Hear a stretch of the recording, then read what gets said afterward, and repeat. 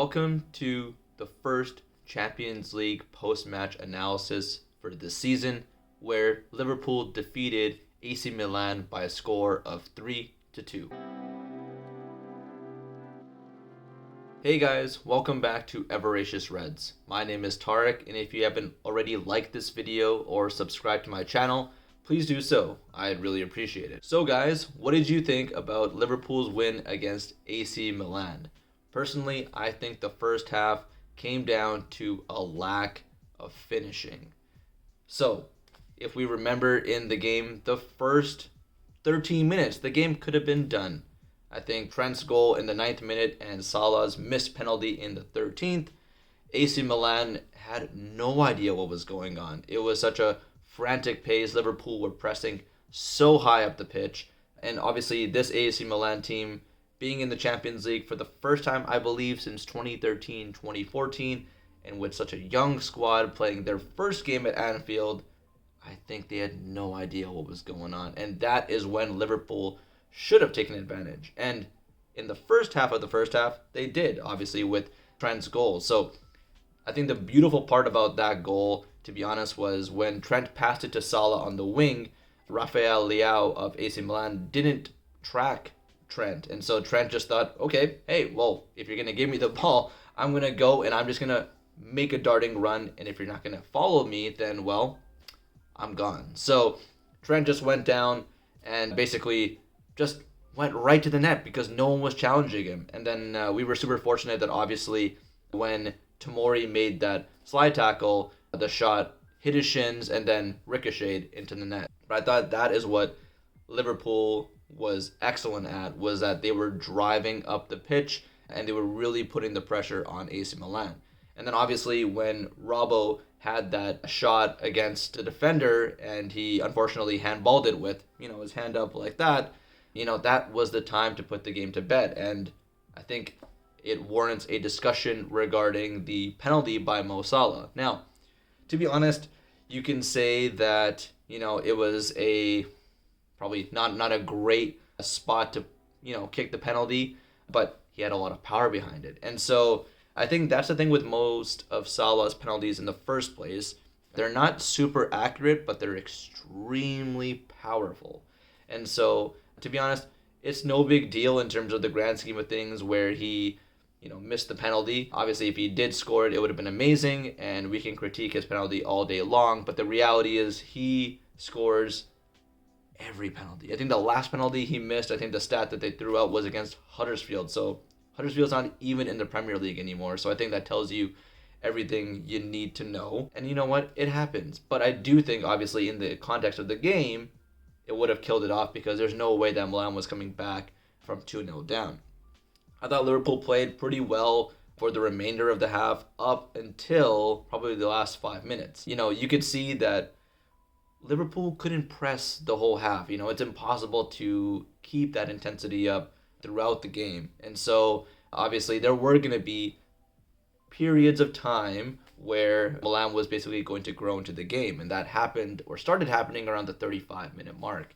And then, obviously, what we noticed, at least for the first goal, was that when Trent was really trying to push up, it just created this flurry of attack where, Leao, I think, was excellent in the build-up play where he was the one driving the ball, passed it to one of their players and then got it right back and right to Rebic, and then he slotted it home really nicely. And so it was definitely against, the run of play, but I did think that given Liverpool's lack of finishing, when you do that, you always invite the team to come back. And so, Milan were, I guess, worthy of their first goal just because they were able to put their opportunities away.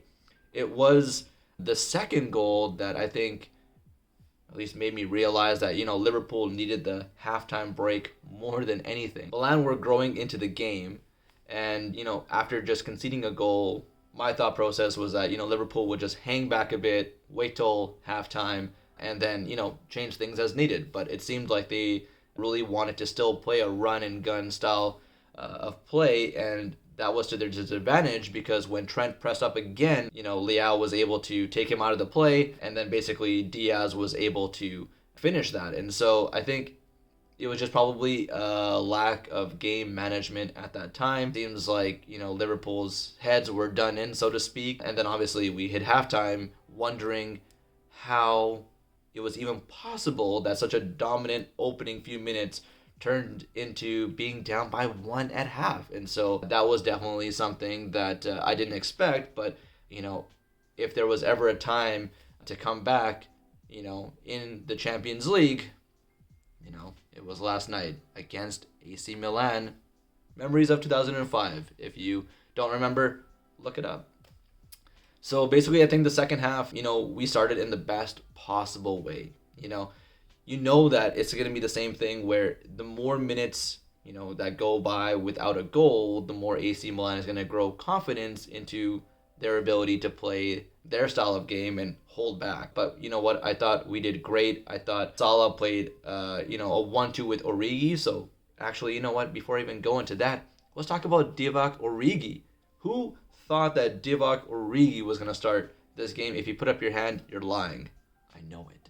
There was no way. I mean, he hadn't even been on the bench for the first 3 games, so I think, or at least the last 3 games, sorry. So I think there was no way that anyone thought that Divock Origi was going to be on the bench, let alone starting this game. And so the fact that he did, the performance he put in, he wasn't like a central striker or he wasn't someone that was going to hold up the ball, but he did play an excellent game, and that's what we needed in order to be able to rest our key players. So to be able to rest Mane for 60 minutes was huge because we can't go on the rest of the season just playing our top players. We do have a thin squad, let's be honest. So we do have to rest our players. And so it was big that we were able to rest Mane and play Origi. So going back to that goal, Salah and Origi played a nice 1-2, and Origi had a nice chipped assist to Salah, and Salah had an unorthodox finish. But hey, you know what? It's Mo Salah. He does things his way.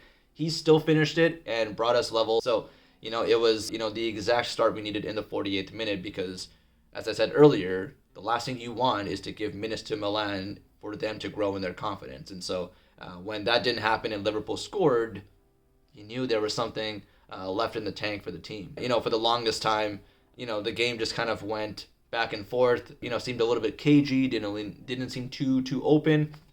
And in the last 5 minutes preceding HENDO's goal, you thought Liverpool were starting to, shall I say, turn the screw. They kept getting corner after corner after corner, and you just kind of felt, okay, here's something might be coming. And then lo and behold, the skipper steps up on the biggest stage with a exquisite volley. Not exactly Gerrard versus Olympiacos vibes, but damn, it was beautiful. Caught it before it hit the ground, right into the bottom left corner. I mean, it was a thing of beauty, and I love the celebration. I don't know if fans are jeering him at all, but I don't know why you would jeer the skipper. But man, that was an exquisite strike. And you know what?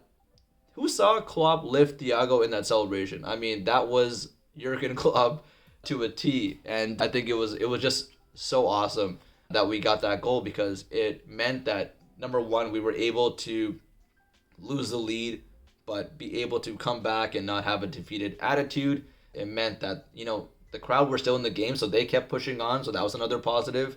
And then, the third thing is that we've done it before against, I know it's not this AC Milan team, but AC Milan in general. So there is something unique about Liverpool and Champions League nights. And, it was just amazing that Henderson got that goal and we were able to see the game through for all 3 points because this is going to be a difficult group. Don't get me wrong. If you don't know the group already, it's Liverpool, obviously, AC Milan, because that's who we played last night. There's also Atletico Madrid, who, if you remember, kicked us out of the Champions League in 2020, just before the pandemic took effect. And then Porto, who seems to always show up in our group for whatever reason. But, I feel like we're just tied together for some reason. It's going to be a tough group, so every game matters, and especially every home game, because there is no place like Anfield. We need to collect maximum points at home, and I'm super thankful we did last night. So I think the next thing I want to talk about is the starting lineup. There were a few, surprises. Obviously, I've talked about Divock Origi starting up front. That was definitely probably the biggest surprise, but there were a few other surprises as well. Looking at the back four, on the left-hand side, I guess a few people thought that Tsimikas would jump in for Robertson, seeing as Robertson has played a tremendous amount in the last couple weeks. There was a big change where Virgil actually didn't play and Gomez was able to get some minutes alongside Matip. Personally, I thought that was great. Obviously, I want to see Virgil play every game because, he's Virgil van Dijk. He's a Rolls Royce of a defender. But the thing is, he's coming back from an ACL injury. And let's not, kid ourselves. That is a long road to recovery. And obviously, we need to manage his minutes in order to preserve his ability and give him some more rest. Like that, it just makes sense from a load management perspective, from a perspective of wanting to see the bigger picture. And so getting Joe Gomez, who suffered a lot last season in his own right through the injury that he suffered, to see him get some minutes was amazing.